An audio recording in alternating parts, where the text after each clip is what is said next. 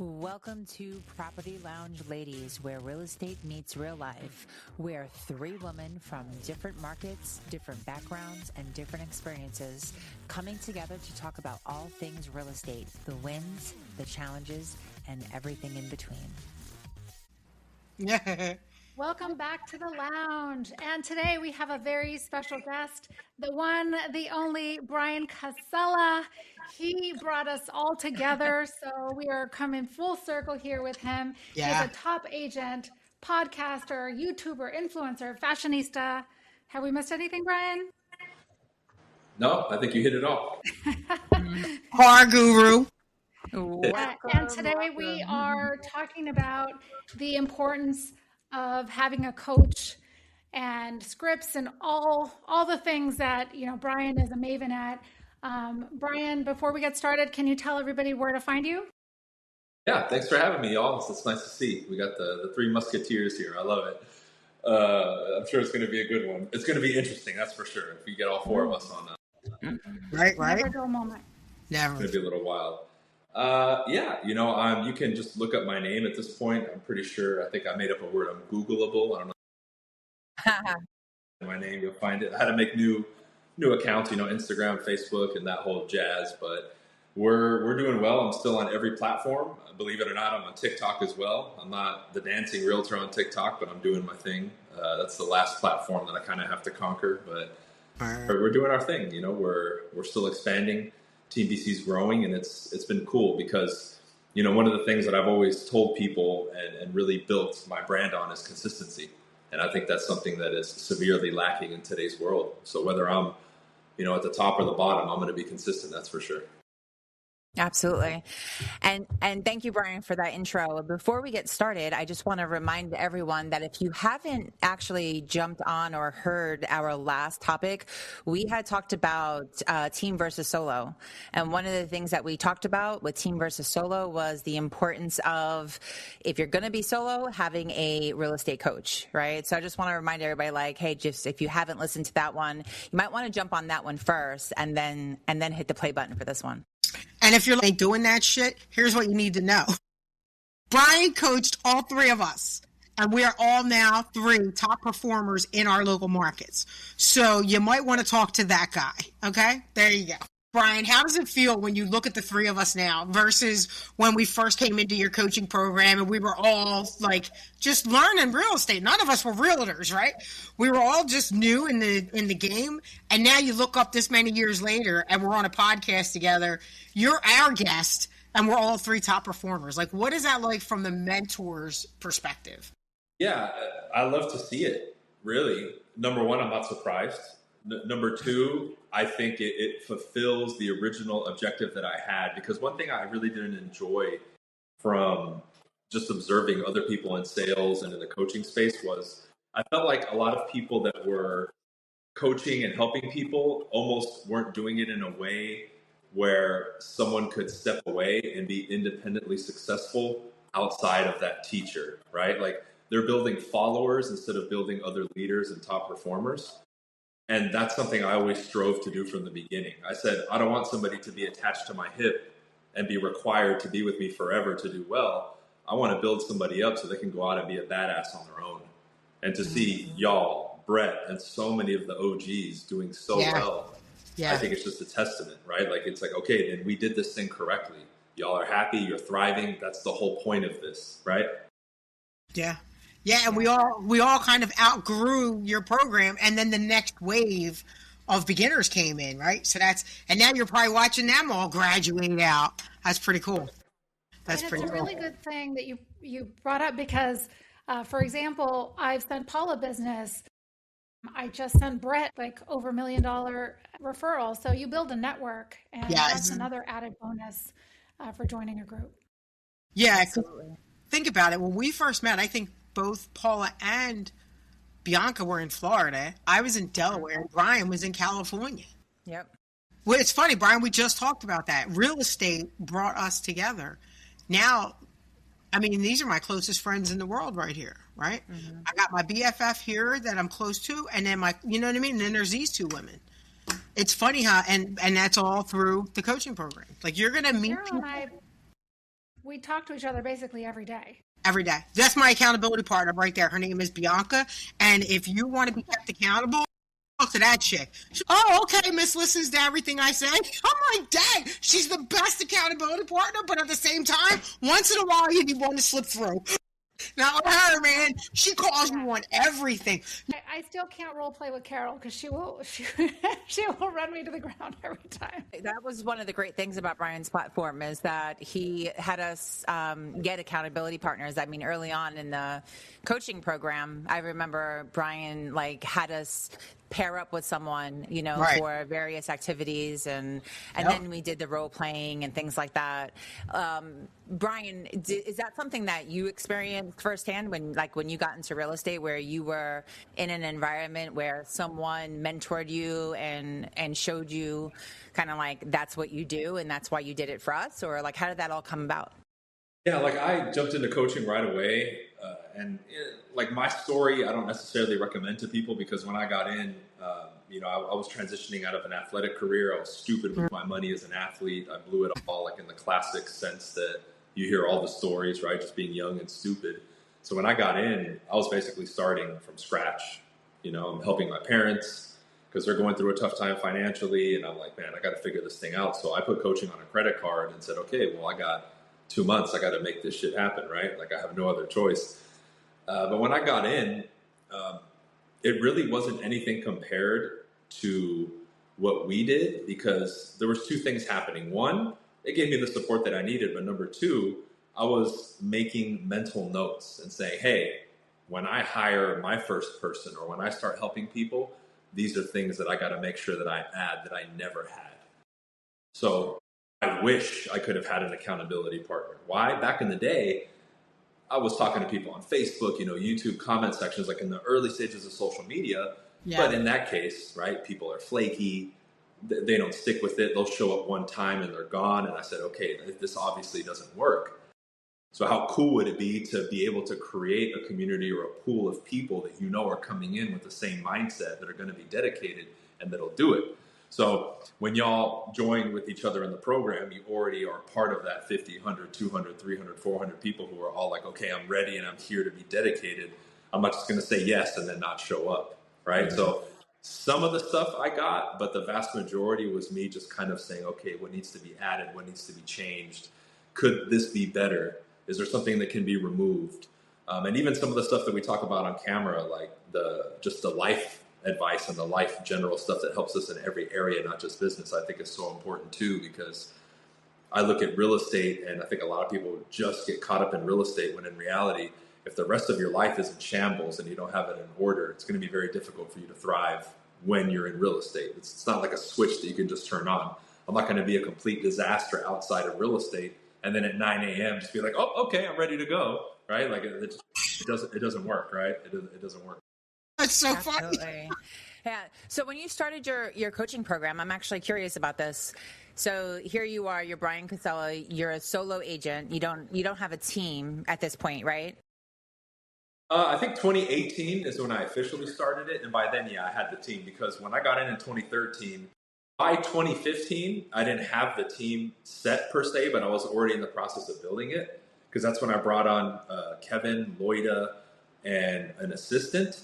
And then by 2016, I would say we were more already a full-fledged team in Southern California.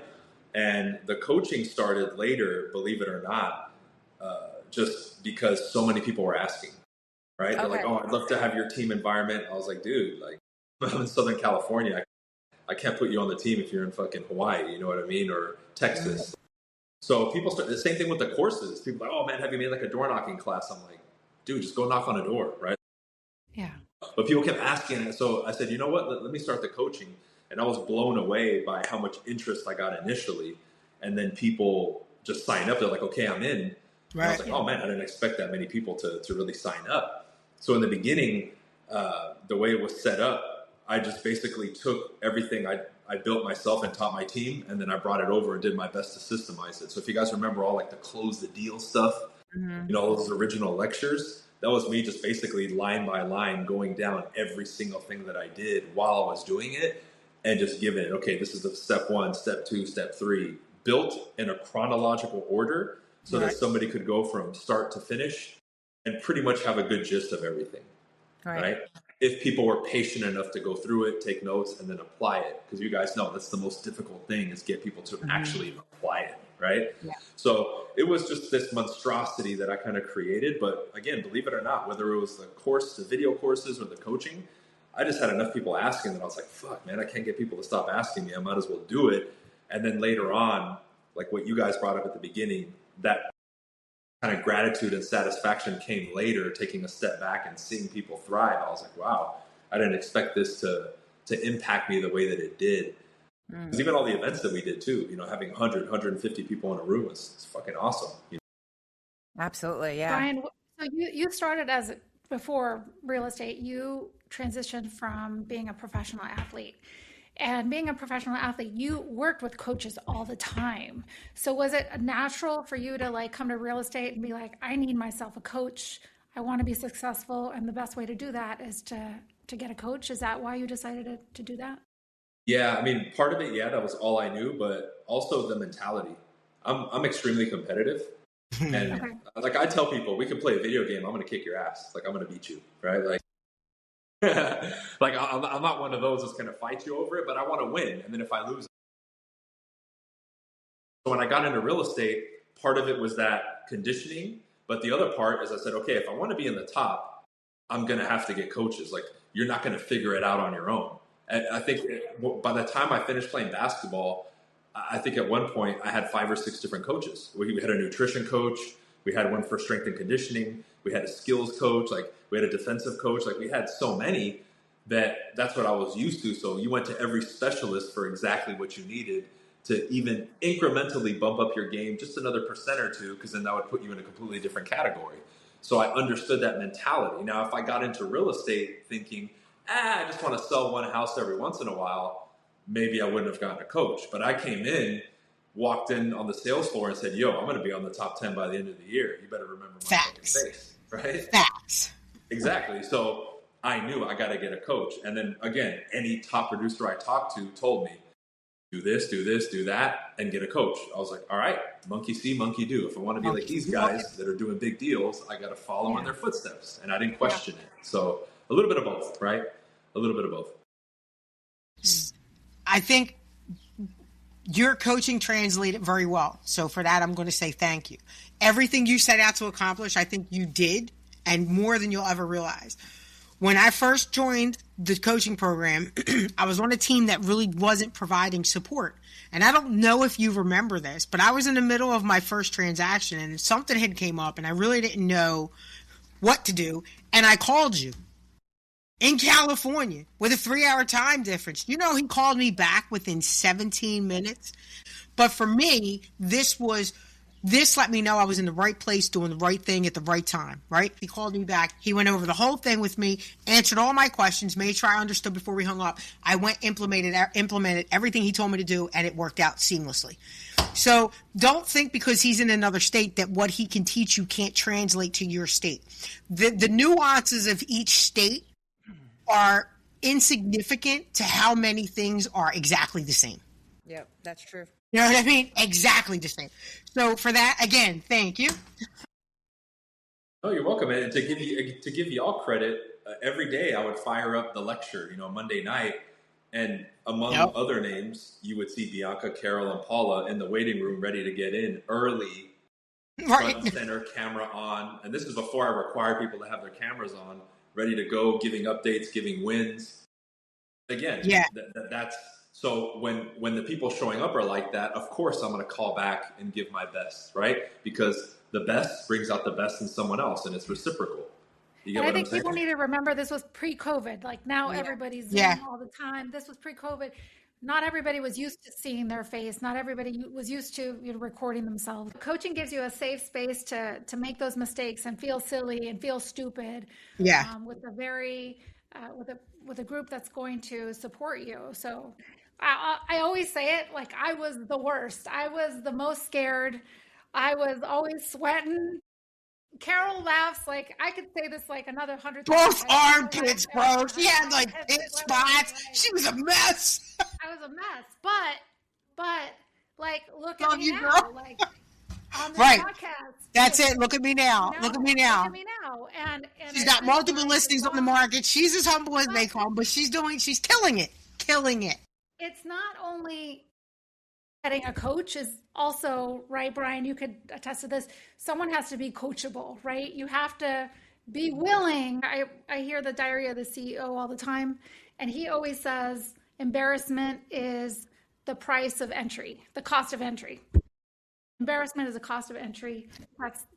That's really true. It's a fair. You need to have somebody you can role play with in the beginning, and because you have to practice these conversations. It's so important. Otherwise, you're gonna sound like a 2-year-old when you're speaking to an intelligent person, and you can't coherently say what needs to be said. So when you have role play partners, you can go from sounding like a 2-year-old to sounding like a mature adult who has arrived to have a professional business conversation. Absolutely. You know what I mean? And it's part of the process. Don't be ashamed of it. Embrace it. Understand that's who you are now, and realize the vision of who you want to be, and be in alignment. As Bryan would say, be congruent with your goal. Mm-hmm. Yeah. How do you manage that? How do you manage, Bryan, like when you're working with agents that join the platform? I heard you say earlier, like now you require them to have their cameras on. Like how do you manage like the newbie agent that just doesn't get the fact that they're paying you to coach them, but they're not really utilizing the resources that you have? Like, the people that are in your platform that don't show up to the weekly calls. They're not like clicking on the links for your YouTube videos and watching the stuff that you have. Like, how do you get through to some of that failed mindset already kind of starting in? Yeah. Well, I mean, most recently, my threshold and tolerance, me and Carol were talking about that, has gone down a lot. And I can think in the last 3 to 6 months, there's been at least a handful of people that I've just kicked out and given them their money back. And I said, don't come back, because... Ladies, Bryan has turned 40. Like, I'm just not going to deal with it, right? Now, like, to answer your question, right, directly, there's only so much that I can do. So I've looked at it from both angles. Number one, of course, I want to do everything possible to give somebody everything they need to succeed. At the same time, I'm juggling this line, because what's happening with social media and our culture is now people are overstepping that line and making shit way too easy for people. Mm-hmm. To the point where now everyone comes in entitled, I notice. Gimme, gimme, gimme. What are you going to do for me? What are you going to do for me? It's like, dude, you got to earn it. So someone like me, who's just very direct and blunt, suddenly is this pompous jerk because, listen to this, I'm making people actually work.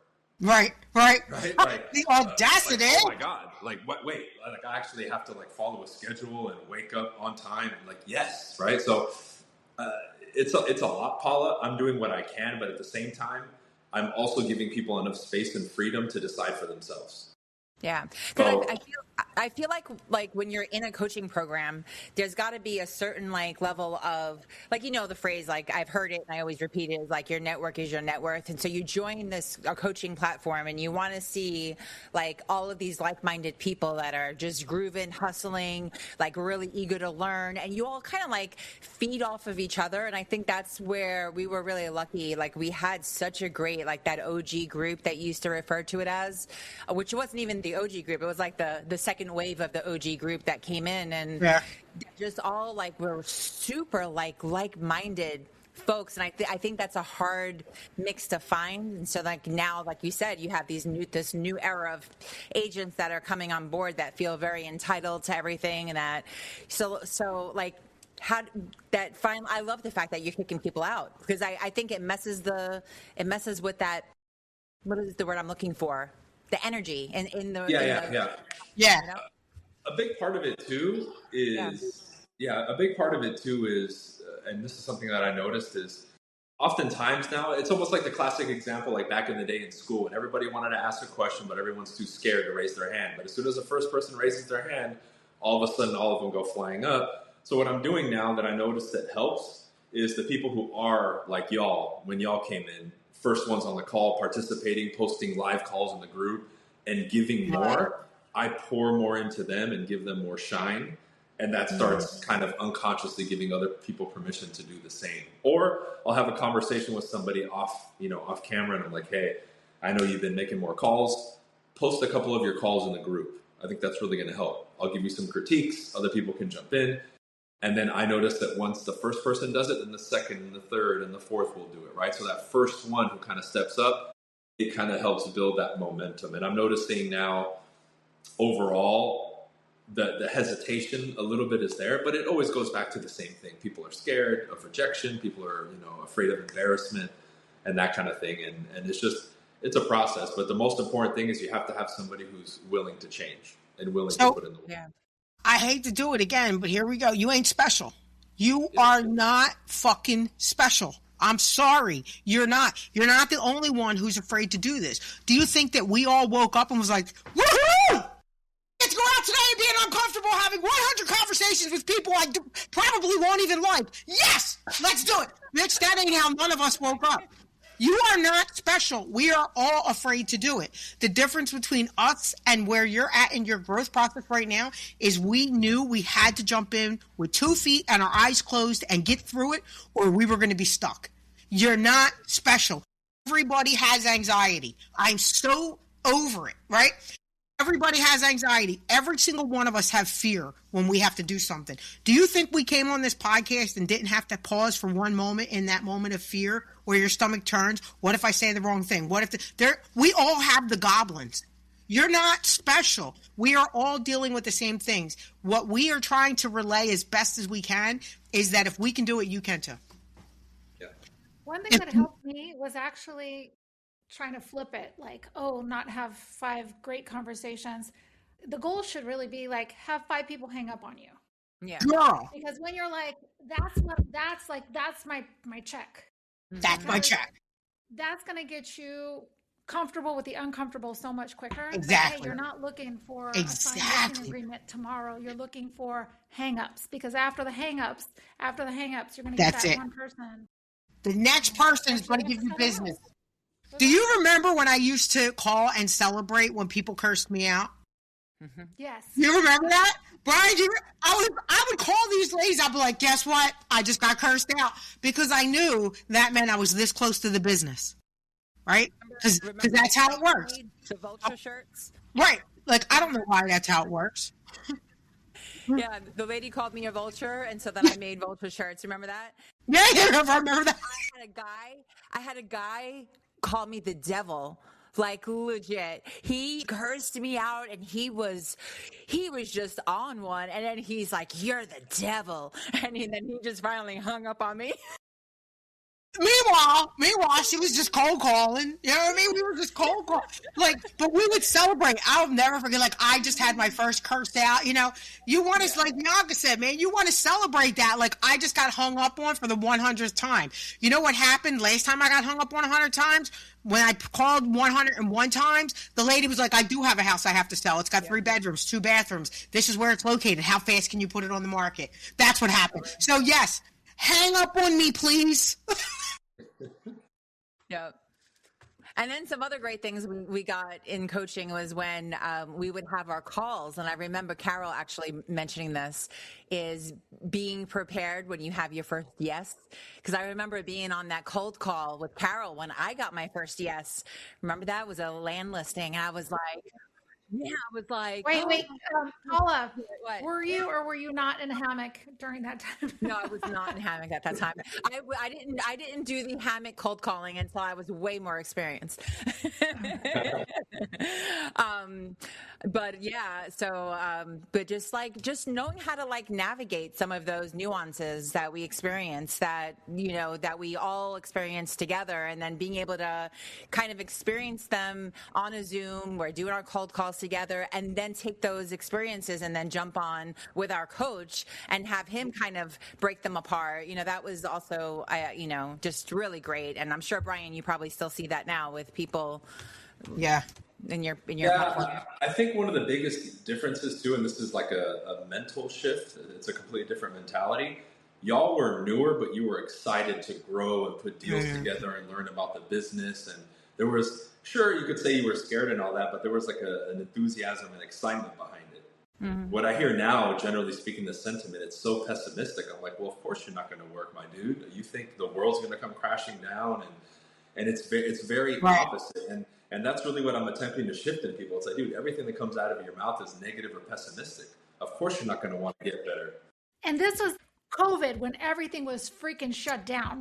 Could you be more pessimistic than that? And we were like, let's go. How lucky we were to all be in a coaching program when COVID hit. Like, can you imagine if we were single solo agents? Oh, no. Brand new in the business, just got our license. Where our mindset would have been if we weren't like all together and like didn't have Bryan like in our ear telling us like, stop with the COVID, like, you know, business as usual, you know? Right. And that was 2 years ago. The world was falling apart, and we're still talking about how much fun we had. Yes. And like, to quote Bryan, he told us to stop being pussies. We were like, oh, okay. Bryan, is that word allowed on the podcast, or do I have to edit it out? Sorry. You're good. Please make it louder. Put like a little. Like, it's just so funny. Cartoons when they would like punch somebody, kapow. Put that. Right. I'm sorry, I didn't mean to curse. It's just that's funny because that's what he said to us. Like, you don't want to go in this coaching program if you. When COVID happened in California, overnight we were literally as a team in California at the time about to explode. I think we had like 12 pending, 13 pending. Yeah. It was like almost 300,000 in commission. I was like, yo, we're finally like, we're here. We're grinding, right? The next day, all of them canceled. Yeah.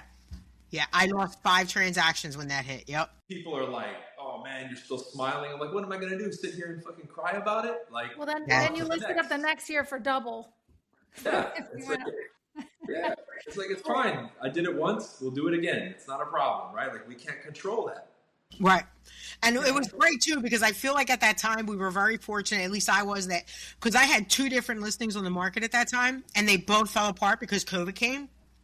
And we were supposed to close like in the beginning of March or middle of March. And if you remember, that was right when the lockdowns hit and they fell apart. And both my clients were like, well, what are you going to do? It's COVID. And so we ended up putting the houses back on the market. Again, it was COVID. They went back under contract pretty quickly, which we were very fortunate for. But I feel like people were a little understanding when all those transactions fell apart. Yeah. You know, people instantly didn't have a job. People, you know what I mean? People are now trapped in there. There was a lot of craziness that we had never dealt with before. And sellers, you know, they really took some punches during that. Now, on the other side, their properties were worth more. It worked out for them. But in that moment, you know, so at least I was fortunate that my sellers were like, well, you'll get it sold. You sold it once, you'll sell it again. All right, I put it back on the market. And, of course, we sold it because that's what we do. That's what we do. Absolutely. Right. Absolutely. I have a question for Bryan.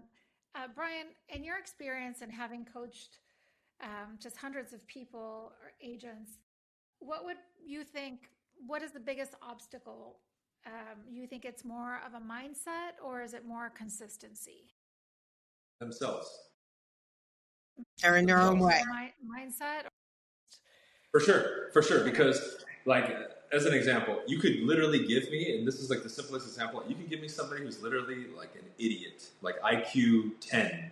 But if he comes to me like, I'll do whatever you say, and I'll do it 100%, give me that guy versus maybe somebody who's extremely intelligent, but gets in their own way, talks themselves out of things, overthinks it, right? Like, and plays into the culture. Like now, I'll have the guy with literally a single-digit IQ killing it. He'll be a top performer. And the other guy will still be there talking circles about why he can't do it and this and that. Right. So it 100% is a mindset, because the times that I've gotten somebody who's had that issue, which has been probably thousands at this point, and we help them through that, suddenly, literally from one moment to the next, they start producing, they can wake up on time, and all the things that were a barrier just go away. Right. Because all that stuff that gets stacked up, the way I sum it up is this. I say people are dealing with the symptom of the actual problem instead of dealing with the problem. That's the issue. However, Bianca said mindset. You bring that up, they're like, I don't want to hear that bullshit. That's all fluff. It's like, okay, dude, then why are you 39 years old still living with your mom? Why are you still living in your mother's basement? Right. Exactly. Yo, child support, you ain't got no job, your car only has 3 tires, and you live in your mom's basement. Maybe there's more to it, pal. There we go, right? Now, when they're confronted and they say, okay, I believe you, and then you start giving them the list of the work that they got to do, getting embarrassed, getting rejected, confronting their insecurities. Now it's like, whoa, I don't want to do that. Okay, then you're not willing to put in the work. Fair enough.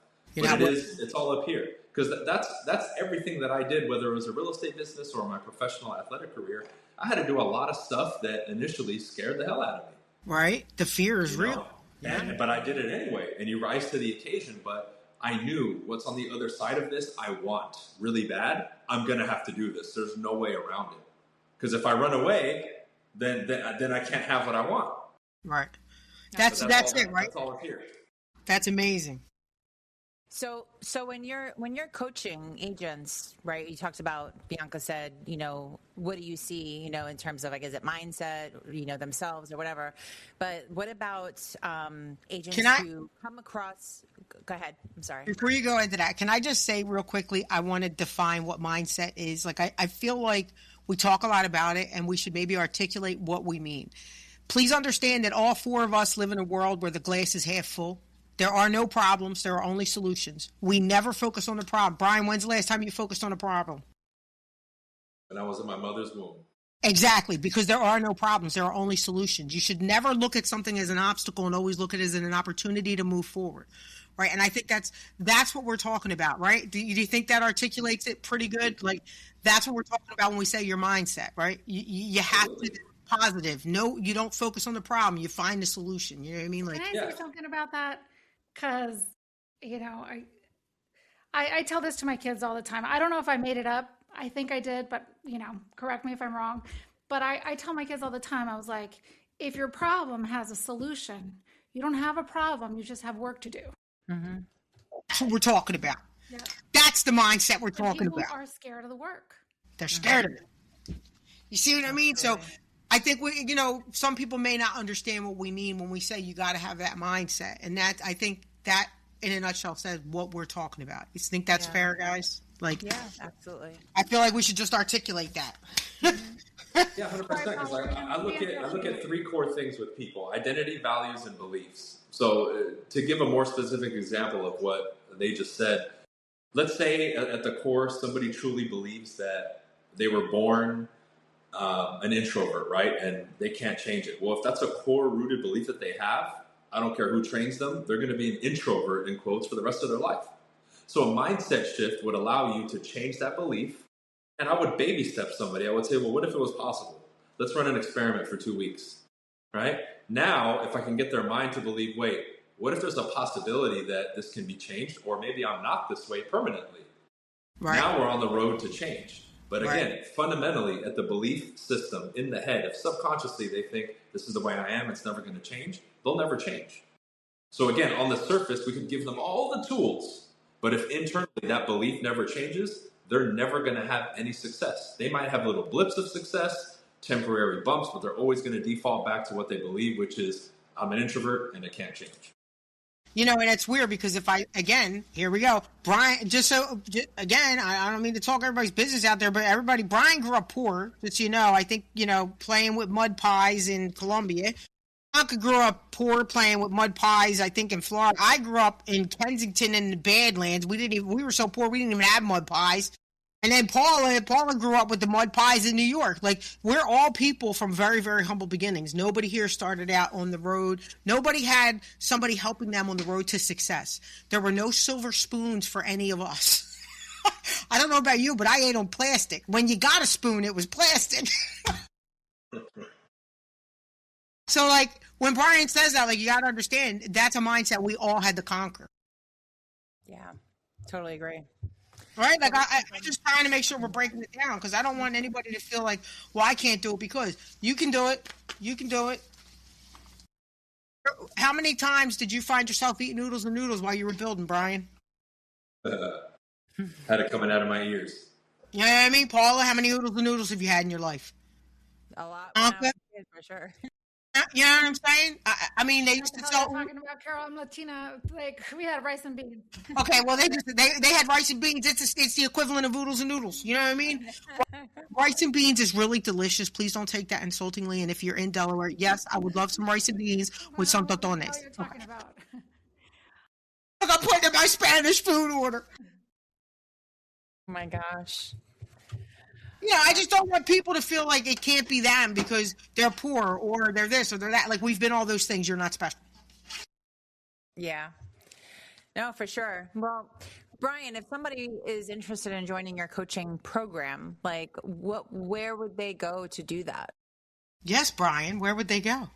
BryanCasella.com.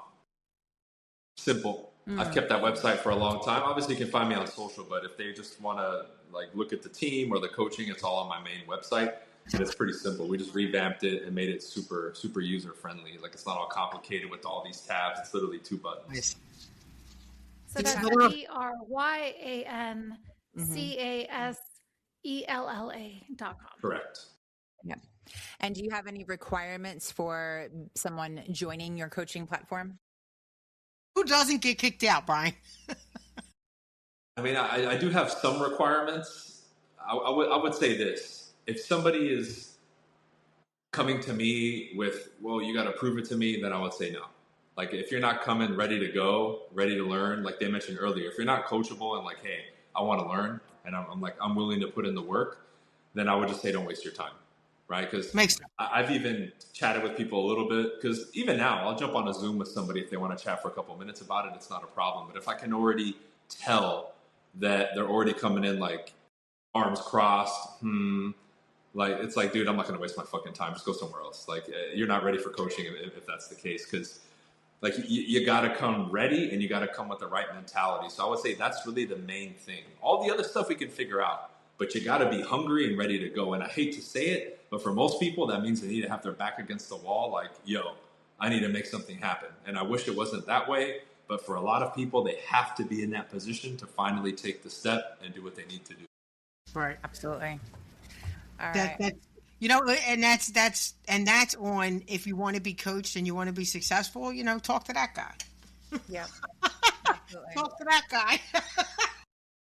Because it's different now, y'all. Like, I think I counted it. I think like it's almost like 2,000 people almost have gone through like Distinguished Agent, Modern Success, whatever. Really?